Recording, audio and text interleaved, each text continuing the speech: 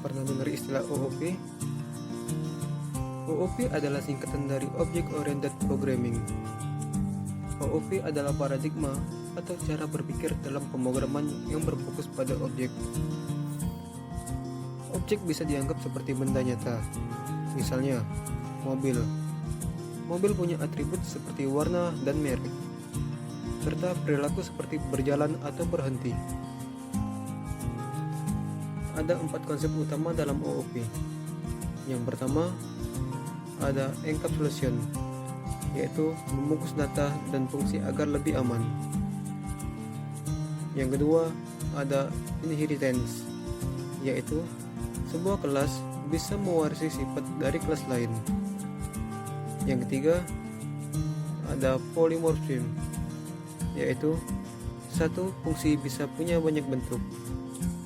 Yang terakhir atau yang keempat yaitu ada abstraction, yaitu menyembunyikan data rumit agar kita fokus pada hal penting.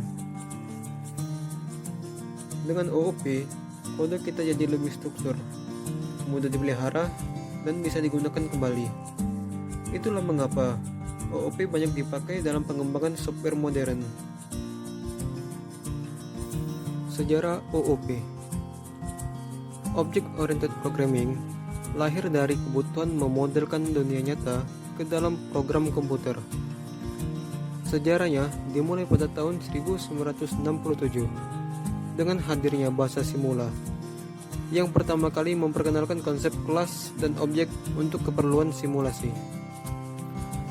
Pada tahun 1970-an, Smalltalk yang dikembangkan di Aeroxpark oleh Alan Kay dan timnya sebagai bahasa murni OOP yang membawa prinsip inti seperti encapsulation, inheritance, dan polymorphism. Kemudian, pada tahun 1983, C++ hadir dengan menggabungkan paradigma, prosedural, dan OOP sehingga menjadi populer di kalangan industri.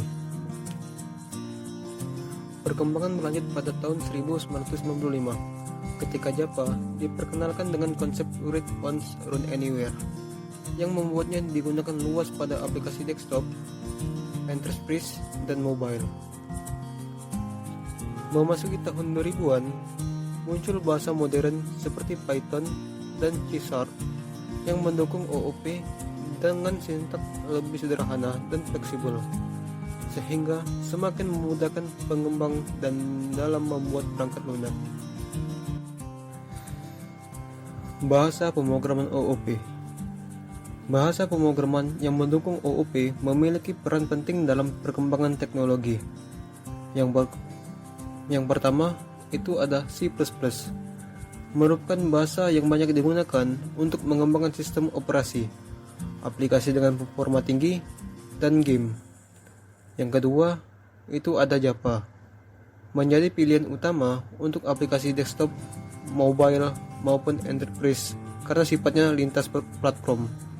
Yang ketiga, ada Python.